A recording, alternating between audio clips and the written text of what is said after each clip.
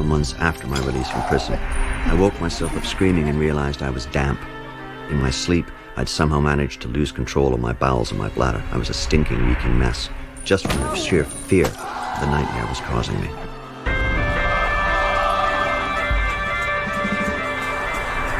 Good evening. A Canadian man is among 3 Westerners in deep trouble in Saudi Arabia tonight. One by one, the 3 appeared on Saudi television confessing to a pair of car bombings that killed 1 man and injured 5 others. I admit and acknowledge that I participated with Mr. Alexander Mitchell in setting off an explosive device on the vehicle. Now that it's clear that he was likely tortured by the Saudis... No, it's not clear. And I'd been blindfolded and shackled, hands behind my back, and driven off to what I thought was going to be my execution, to my demise. In my opinion, you are a torture survivor for the rest of your life. Maybe you can learn to live with it and cope with it, but there will be bruises on the soul that can never be healed.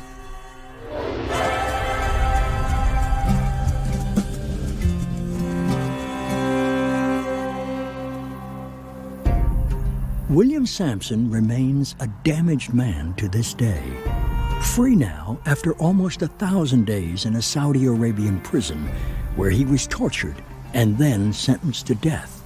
Free to roam the English countryside, but forever trapped by memories of his descent into a living nightmare.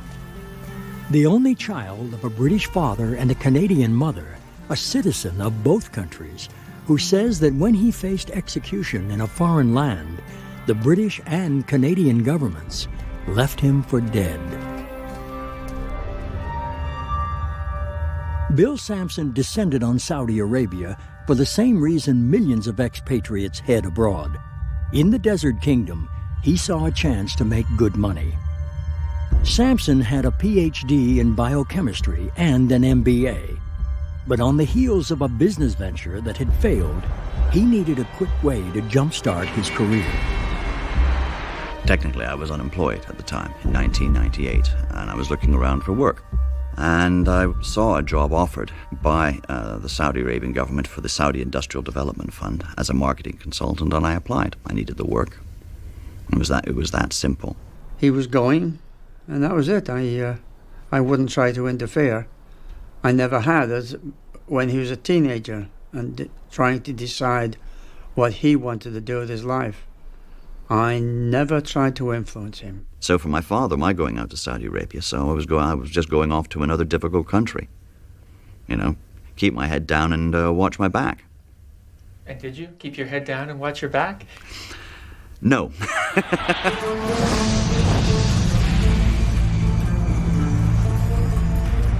What Sampson calls a difficult country is a kingdom steeped in ancient traditions, jolted into rapid Western-style development, fueled by oil. Oil money feeds the coffers of Saudi Arabia's ruling royal family. Saudi Arabia is the birthplace of Islam. The holy city of Mecca attracts millions of Muslim pilgrims every year from around the world. But by Western standards, Saudi Arabia is an insular, repressive place.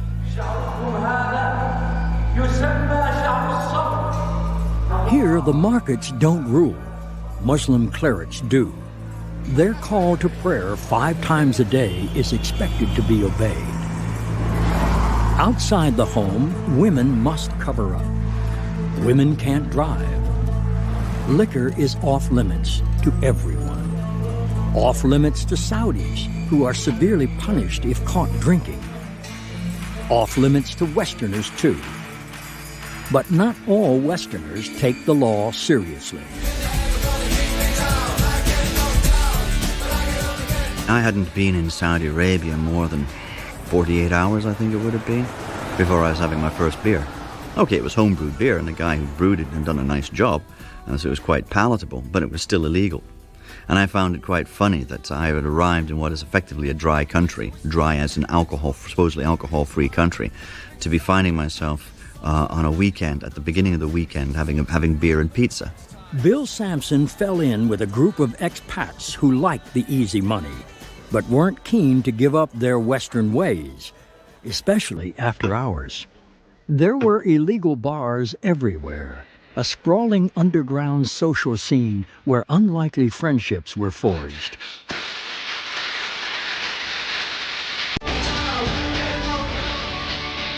There was Ralph Skivens, who worked as a trauma nurse. I had an absolutely fabulous job, and if this would not have happened, I still would have been there in my job, and I would have loved it. I loved my job. But it was the job Ralph did on the side that would eventually lead to trouble. He would also occasionally work behind the bar at the Celtic Corner. You know, not being paid or anything else like that. He just used to do it because he enjoyed it. Even to his friends, Samson was a prickly character, proud, arrogant, argumentative, ex-military. Both Bill and I are ex-territorial soldiers, and we're invited down to the embassy for the Remembrance Day service. I met up with Bill and we became pals. Sandy Mitchell was a hospital technician with a young family.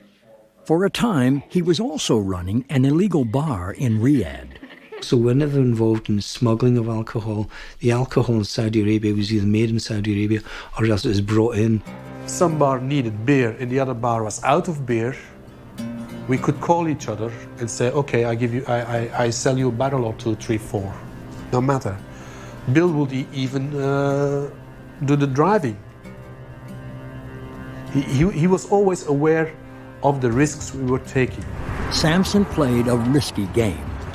What he didn't know was that the rules of the game were changing. Outside the kingdom, intolerance was reaching a fever pitch. East against West, Arabs against Jews. Fighting between Palestinians and Israelis was escalating again, and disdain for the West began to spread throughout the Middle East. One day, terror struck inside the kingdom, struck very close to home for Bill Samson. British hospital worker Christopher Rodway was killed after an explosion in his car. His wife was injured. Immediately within the Western expatriate community, everybody began to get nervous. The majority of people's assumptions were that it was a terrorist attack, an anti-Western terrorist attack. 5 nights later in Riyadh, another strike against another Westerner. Some expats, including Ralph Skivens, were headed to a party in a couple of cars. The car in front of Ralph suddenly blew up. The car explosion injured the 3 as yet unnamed Britons, 2 men and 1 woman, while they were driving through central Riyadh early today. Ralph obviously pulled over and provided emergency first aid. Ralph's background is as a trauma nurse. Ralph says his involvement was pure coincidence. But the Saudis decided to pin the bombing on an outsider. So they arrested Ralph and accused him of being the bomber and one who didn't work alone. They say from in the beginning, tell us all about it. About what? All about it. What do you want me to tell you? Everything you know. About what? About the explosion. I don't know anything about the explosion. And then they say, who are your friends with military background? Oh, Bill and Sandy. Okay, they pick up the telephone, arrest them. You say everything to save your own skin. I did it, and I put 2 people on death row. It was as usual. I mean, I tend to have 3 alarm clocks. I need 3 alarm clocks most of the time to get me out of my pit in the mornings. Make myself my usual sort of extremely strong espresso, my rocket fuel to get the morning started. And my mood descended to foul in an instant, because I looked down and the right rear tire of my Nissan Patrol was flat. So I turned to my left to walk out to one of the main streets to hail a taxi. It was December 17th, 2000. But Bill Samson was going nowhere. In fact, he never made it out of his front lane. And as I turned, something moved in the corner of my eye.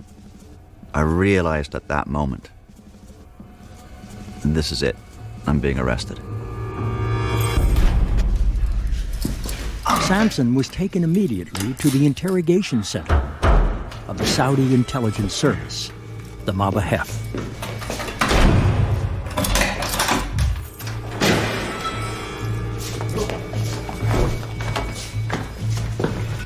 Samson was delivered into the clutches of 3 torturers: Ibrahim al-Dali, Khalid el-Sali, and a third whose name he never learned.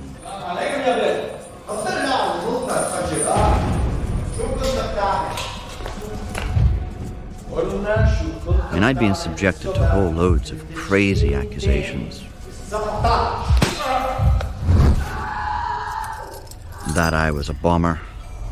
That was the first crazy one. That I was a drug smuggler. That I was an alcohol smuggler. That I was a homosexual.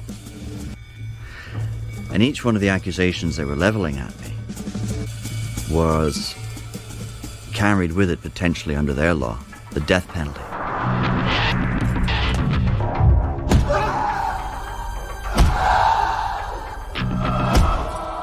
When I didn't hear from him, I thought he was in Thailand. And it wasn't until after the New Year I tried to phone him, and his phone would ring. I would get a dialing tone, but I didn't get through. Jim Samson's first instinct was to call Ottawa.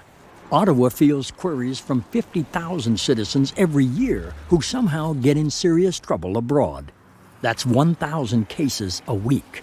I was on the phone, I think, to Mel MacDonald, our ambassador there, and then you've been talking to him, getting his take on all of this as well, because he was certainly in the loop in terms of, because he was out there trying to find Bill. His people were involved in all of this. Then you talk to the minister and his people and other people in the department about what's going on here, what do we do here, what's the game plan here. Certainly the Saudis seem to have a game plan to deny the Canadian embassy any access to Samson. In those first weeks, Canadian officials knew very little. They were told Samson had been arrested, but nothing more.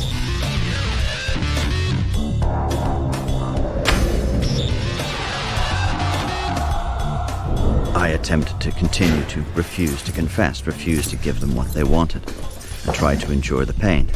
In part was the fact that it might well be that they will give up on their accusations. They might decide that they want to fit the crime to somebody else. That possibly an embassy, Canadian or British, might find out where I was or find out where Raf was in the case of the Belgians, and it would bring an end to it. So I knew that for whatever reason I had to hold on for as long as possible. But his torturers were getting impatient, so they began a procedure called phalanga, beatings on the soles of the feet that don't leave lasting visible marks. And I was made to sit on the floor, draw my knees up to my chest, and put my arms around my knees. When this was done, I was held in place while Khalid inserted a metal bar between my forearms and the back of my knees.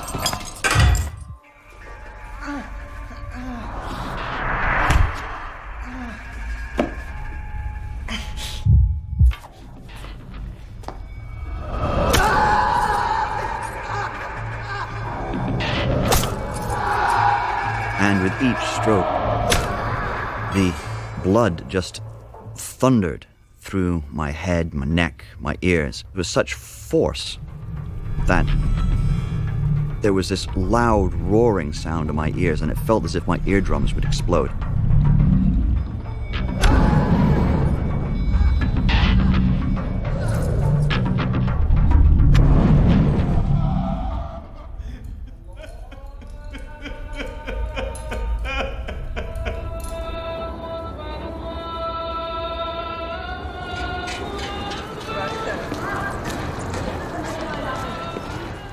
The most horrific thing is waiting for your torturers to come back to you, because when they weren't torturing me, they were torturing Bill Samson in the room next door. And when they weren't torturing me, I was left to stand on one leg and listen to Bill's screams, and those screams still haunt me.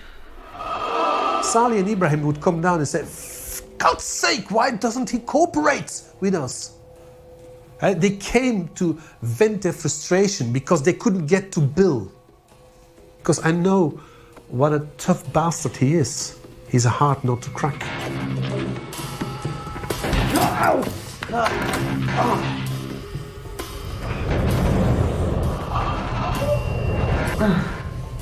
After 5 days of beatings, his torturers still hadn't broken Samson. What his Saudi captors couldn't possibly know is that their prisoner had always been a handful and had never had much love of authority. He had a hard childhood. Not economically hard, but emotionally. He didn't grow up in a very healthy environment as far as his mother and I were concerned. There were lots of problems in the home.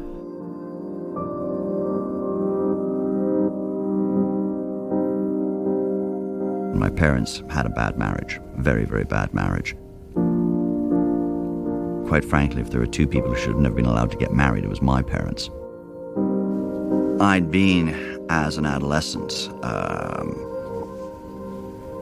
rather difficult is the best way of describing it, with certain authorities, certainly at the school that I went to. He had his own ideas. When people disagreed with him, he would put them down. They'd get annoyed, he'd get annoyed, and it would end up in fisticuffs, I suppose. But in the grip of his Saudi captors, Bill Sampson's natural scrappiness only prolonged the inevitable. After a week of constant beatings and sleep deprivation, his torturers finally got the better of him. Eventually, and this would have been in the 6.5 or so days into the process, I finally couldn't take any more of this. And I broke. I confessed to the single bombing. There was nothing more that they could do to me. They'd stripped me of everything. But that there was one place left that I could go to, that at that time they had neither the techniques nor the ability to go there. And that was in the deepest recesses of my own mind. Smells of Edinburgh, the breweries, the mist coming in off the sea. And I would try and remember them in such detail that I could almost feel the coldness of a sea harp coming in through the streets of Edinburgh.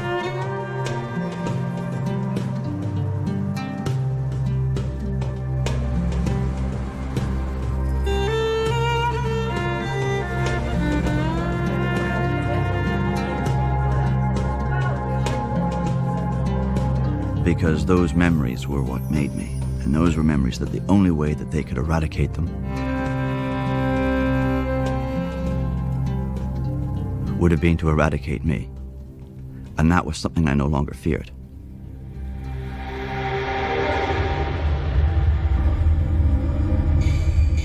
It took the Saudis about a month to extract numerous written confessions from Samson. Satisfied, they then moved him to an American-designed prison on the outskirts of town.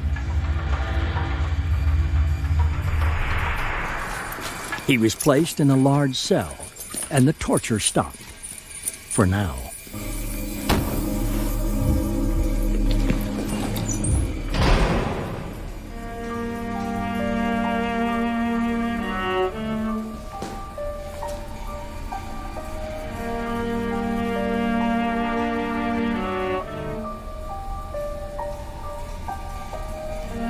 I probably spent a little over 2 years in these 10-man cells. During that entire period of time, I never had another cellmate or anyone else in the cell with me, so I had this entire cavernous cell to myself.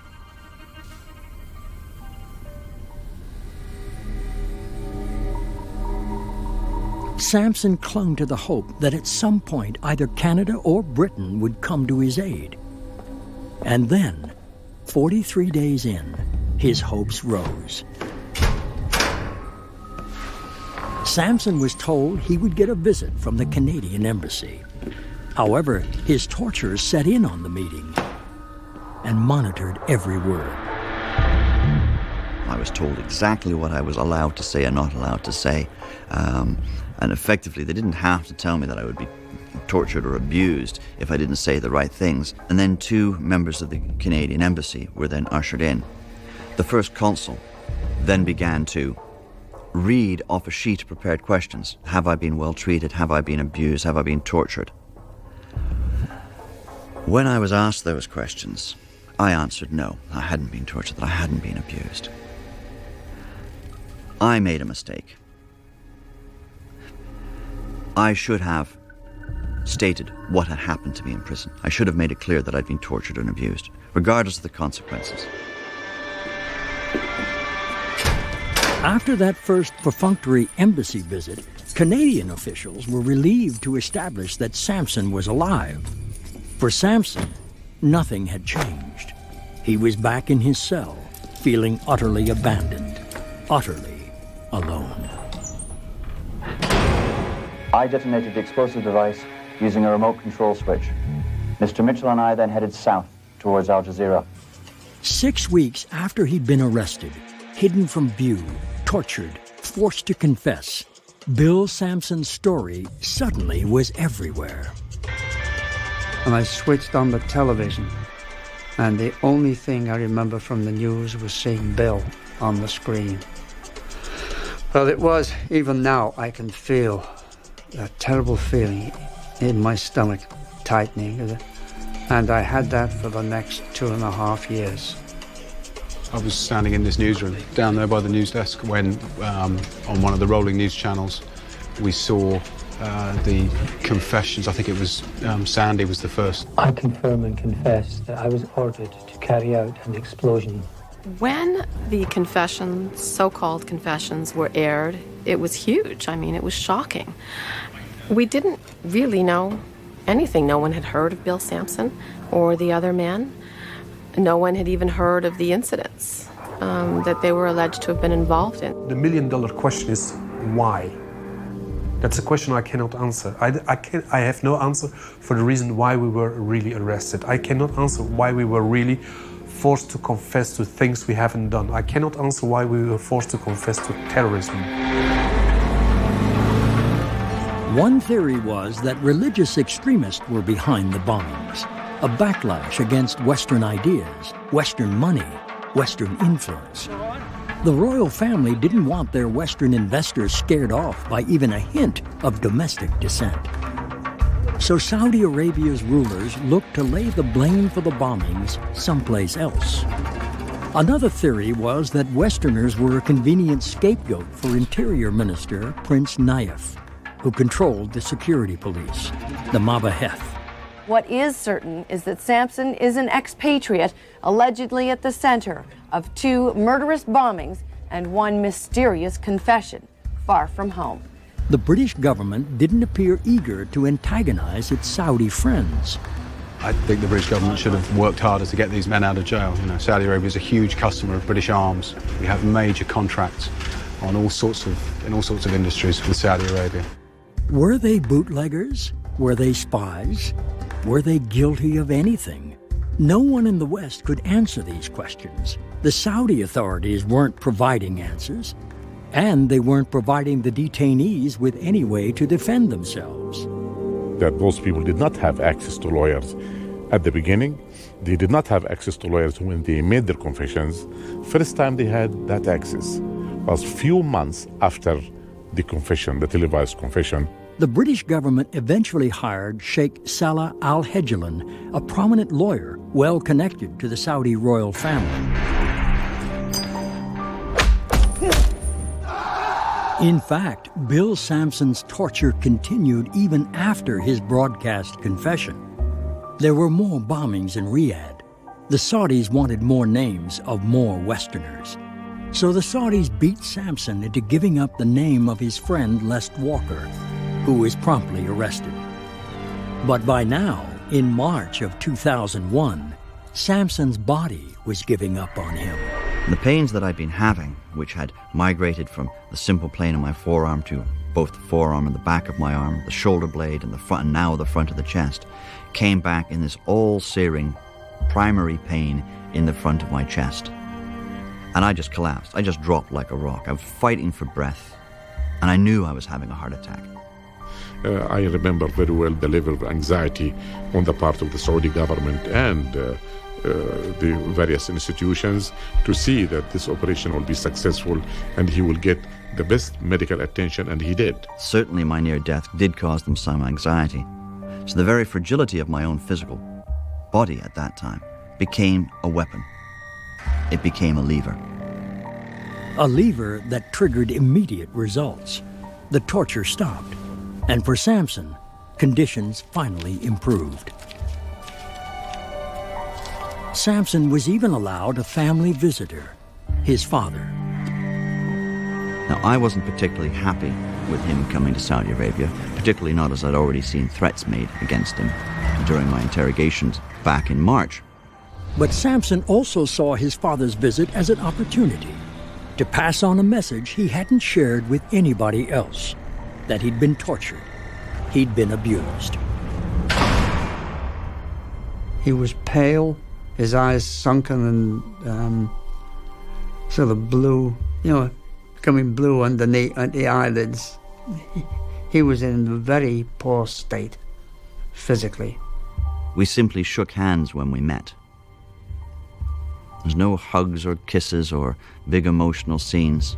Jim Sampson passed on regards from friends in Canada and Scotland. And when I mentioned Edinburgh, he said, oh yes, he said, this is something like Edinburgh. Well, no, it's more like Rosyth, a British naval base, just to the east of Edinburgh. That it's just like being in the Navy. There's no rum, but there's plenty of the other two. Bill hoped Jim would pick up on Winston Churchill's fabled quip to a British admiral. Your traditions, sir, are drink, sodomy, and the lash.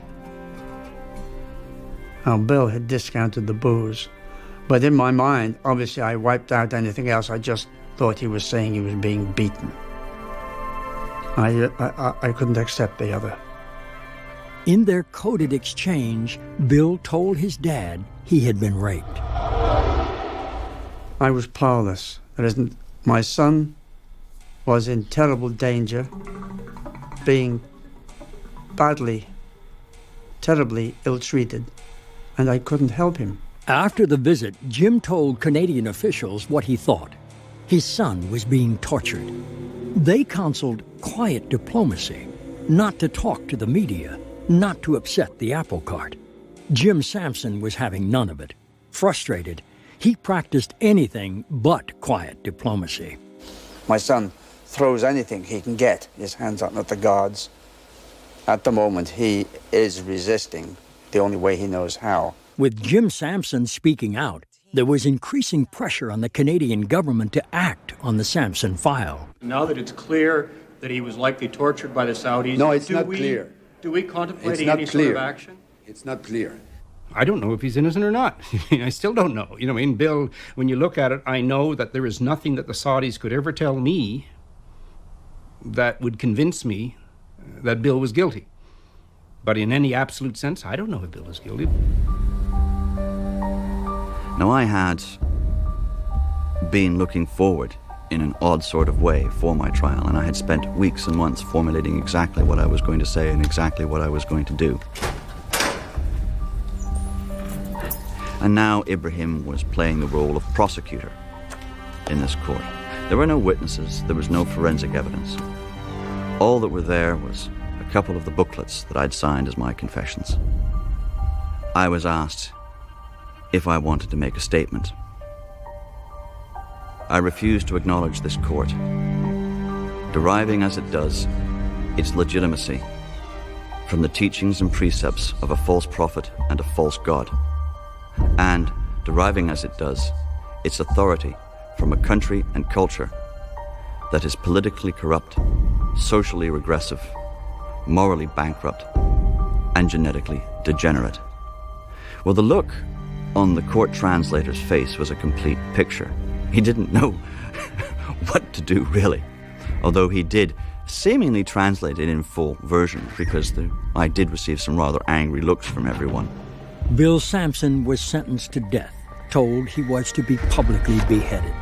And I'd been blindfolded and shackled, hands behind my back, and driven off to what I thought was going to be my execution. You'd be taken out into the center of the square, made to kneel down. Your hands would be tied behind your back, and at a certain point, the executioner would prod you in the back with the sword, forcing you to sit upright, and then in one swift motion, he would slice off your head. And I just kept repeating to myself throughout all this that basically I had to show them how to die. I had to give them nothing. But in the end, the Saudis did nothing. Sampson was driven around and then dumped back in his cell. A cruel hoax, another trauma, played out far from public view. Then, 4 days later, on September 11th, 2001, Saudi Arabia's very real connection to terrorism was very much on public view. The whole world quickly learned that Saudi Arabia had terrorists at home and abroad. Osama bin Laden, the al-Qaeda mastermind behind the 9/11 attacks, is from a wealthy Saudi family. Most of the hijackers of the planes that hit New York's Twin Towers were from Saudi Arabia.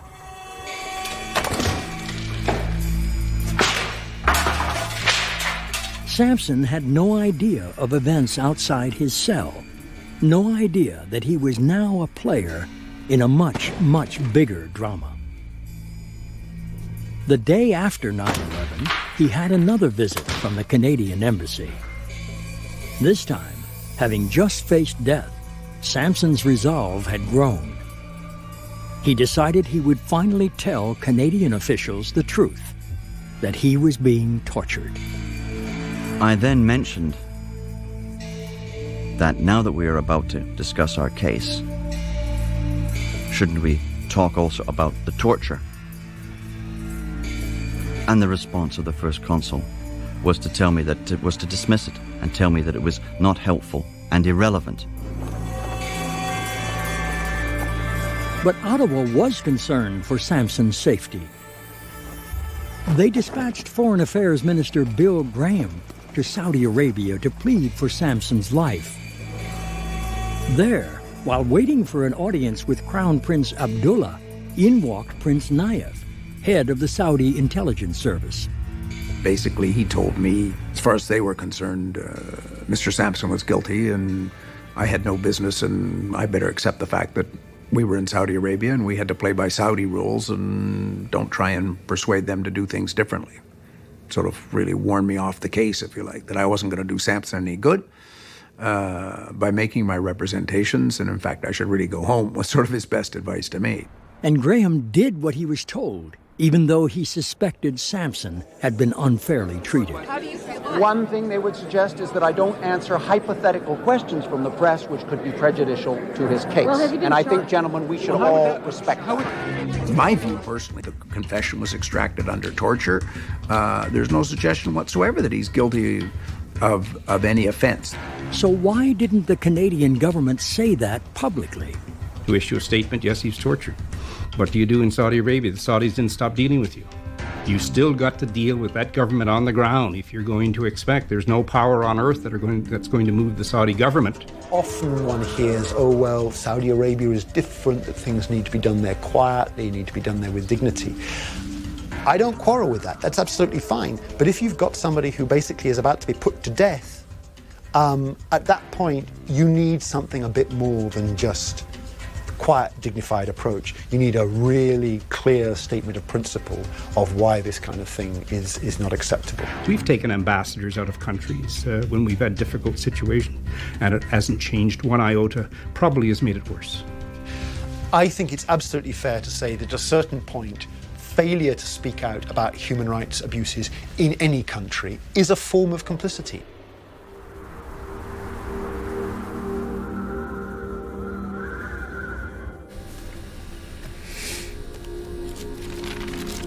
Marking his book diaries was a subterfuge and a routine, both of which were key to his surviving solitary confinement.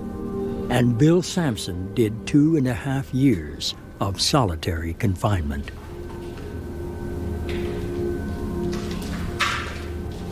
for me, I prayed a lot. I dreamt about my family, I dreamt about my life and how I could have changed it. And that was my way of getting through what was absolute hell. We made alcohol in prison. Jimmy and I. You get dates, you put them in a plastic bag and put them in the corner and they ferment and you make alcohol. That was our stuck-up finger. If I would have been like Bill in solitary for all those years, for 2 years and 8 months, 972 days, if I would have been on my own, I would have come out, walking, talking, but ready for the loony bin. In a way, Bill Sampson was already in an asylum, but it was one he became determined to take control of. My prison cell became my space. It wasn't much, it was easily invaded, and I couldn't leave it. But whenever they had to deal with it, they had to deal with me in a manner that I forced upon them. And I began to formulate a plan. I would refuse to cooperate in everything. Didn't matter what it was. I would just not cooperate with them.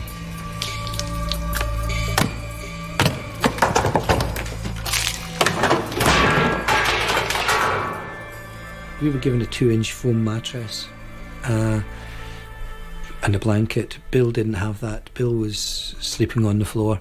The taking away his mattress was a form of punishment because he wasn't cooperating with the guards. I believe he had bitten them a couple of times as well. So whether it's a Canadian thing or whether it was just Bill protesting against being a vegetarian.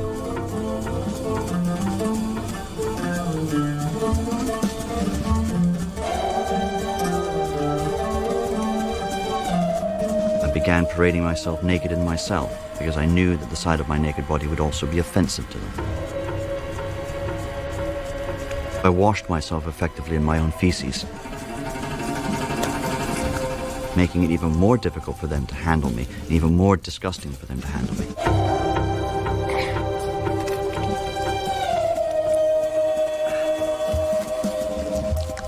It is unique that an educated and intellectual person with PhD degree and with impressive curriculum vitae would resort to this way.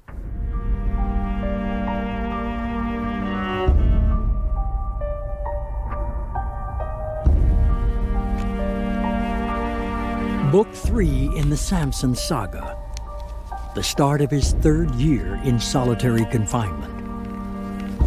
The corners of his book diary mark the days and nights, while in the corners of his mind are snatches of memory, desperate lifelines to the outside world.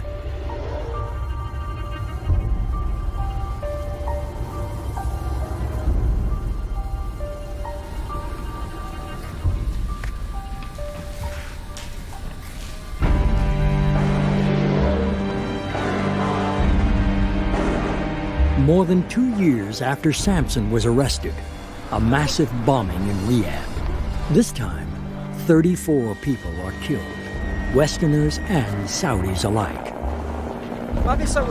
The scale of the attack forces the Saudis to finally reveal their own dirty secret: domestic terrorism. But Bill Sampson is told nothing about any of this. He hears or sees nothing outside the walls of his cell. And this is the type of view my son has not had in 27 months. Bill's father, Jim, makes his final trip to Saudi Arabia. Authorities move Bill from his cell to a military hospital for the occasion. We went in to see Bill, who was lying in a bed with a blanket covering him. The reason for the blanket was to hide the chains that he was chained to the bed by. I told my father in no uncertain terms to get out, and he remonstrated with me that we needed to talk, that he wasn't going away. I again bellowed at him to get the fuck out. He didn't want me there. He was afraid, and so was I. I was afraid that any time the Saudis could seize me.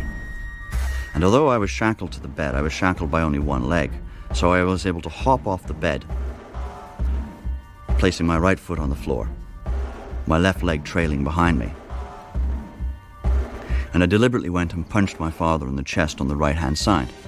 At that point, pandemonium broke out in the room. Within a minute, anyway, he had wrecked what furniture there was in the room, including a medicine cabinet, and for somewhere he had acquired a chromium-plated bar. I was left alone to smash the television set, the CCTV camera. I destroyed everything in that room. And to be quite honest with you, it was great fun.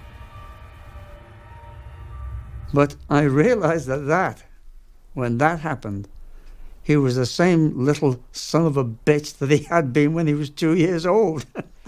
You know, the Saudis had him in their power, but they hadn't broken him. Criticism is coming from around the world. The prisoners are being held in outdoor cages that Amnesty International says are below U.S. standards for ordinary prisoners. Guantanamo, Abu Ghraib. The war on terror expands and the lines get blurred. Not even Western countries abide by international laws. But in a shadowy barter economy where international prisoners are a form of currency, Saudi captives in Guantanamo Bay meant that Western captives in Saudi Arabia, Bill Sampson and his friends, were suddenly more valuable. Well, a deal was cut because the Saudis, even though they knew we were innocent, they still wanted a pound of flesh. And the Saudis wanted 5 Saudis released from Guantanamo Bay in Cuba in return for us, even though they knew we were innocent. I have personally presented the offer from the British government to help releasing some of the Saudis in Guantanamo in lieu of the release of the detainees. Maybe Elvis had a role to play in all of this because everybody else has claimed the role in all of this. I mean, the Crown Prince of Wales was involved, and I've seen the Pope was involved. I've seen all sorts of attributions out there. But fundamentally, it's the work of the British and the Canadian governments working together that got them out of there.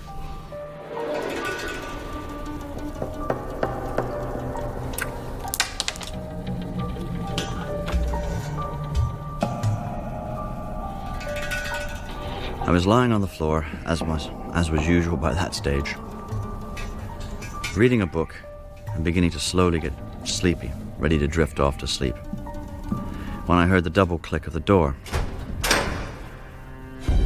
First thing I noticed was the stench. It just hit me. There was no air conditioning. There was a stench of urine with feces and just filth. He was skin and bone. His body was covered in sores. The walls were covered in shit. The toilets were all blocked. The room was filthy. It was hot. It was like walking into a sauna. When I told him we're going home, he says, fine, I'll go like this. He says, no, I think you're going to have to shower, mate, and get some clothes on. He says, no, they've kept me like this for 32 months. This is how I'm going home. So it's not going to happen, Bill. You're going to have to get dressed, otherwise they'll leave you here. So I walked over to the other side of the cell. I asked the guards for some soap and shampoo, which were then brought into the cell, and I had my first shower in 2 years.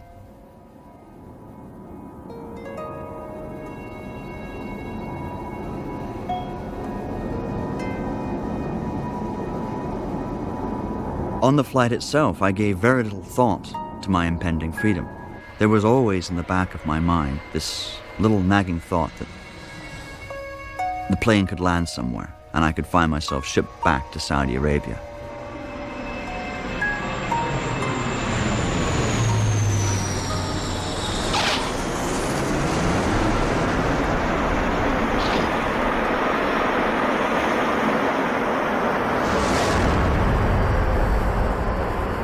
And I remember walking out the top of the steps and standing for a second, and I smelt the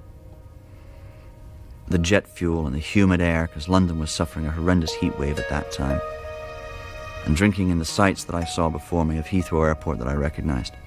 And it was at that moment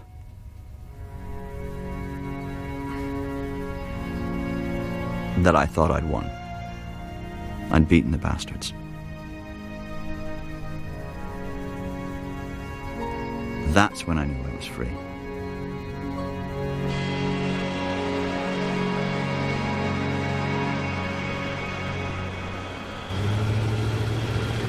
I am proud of him, the way he survived. There's very few people who could have done. But one thing that I think helped him mentally was he didn't give in to the Saudis at all. He fought them every inch of the way.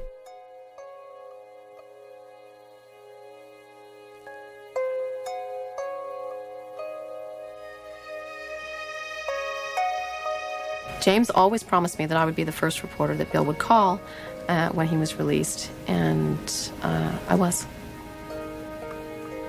We spent, I think it was 7 or 8 days, working together in a flat in London. It was harrowing. He screamed, he cried.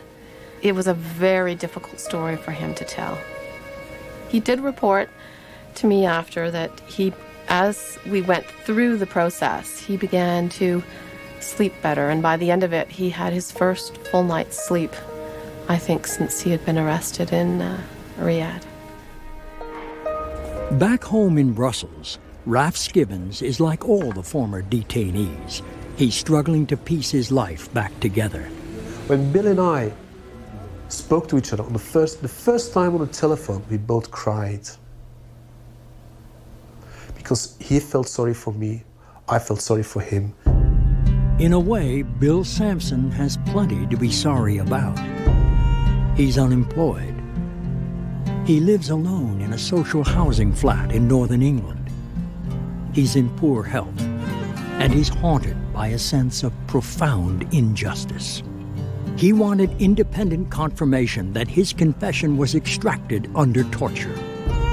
Sampson went to Copenhagen to the Parker Institute, which specializes in identifying torture victims.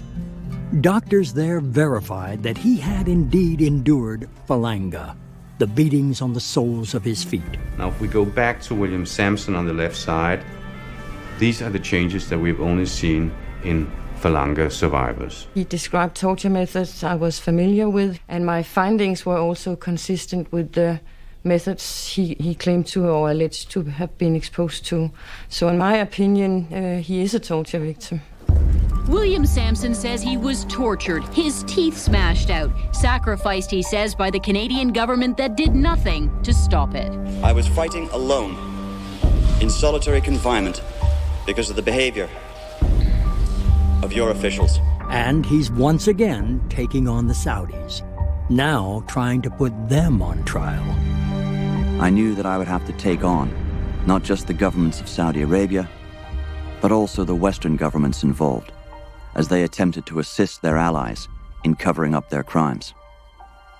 The result of what happened to me in Saudi Arabia is that I have been branded as a murderer and terrorist by the Saudi Arabians, and no government will assist me in clearing my name, even though they have the evidence to do so.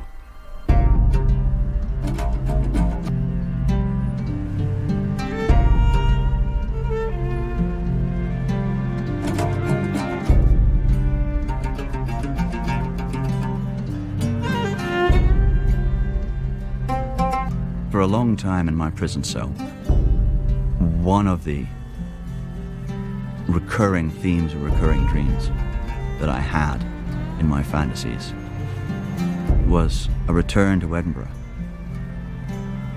where I would sit on the summit of Arthur's Seat in Holyrood Park, slowly sipping a decent single malt whiskey.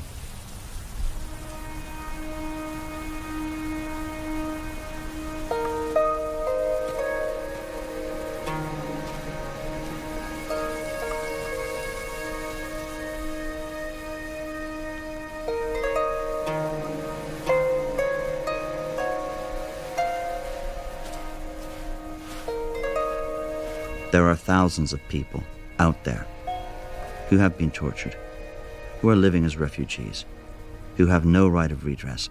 No government is investigating, no government is pursuing those that torture them. So we have to fight to represent ourselves. And if I can contribute to that struggle, we're using my case to do so, then I'm going to continue to do it. It does not make me particularly popular with a large segment of the political establishment, I'm quite sure. But I really don't give a damn.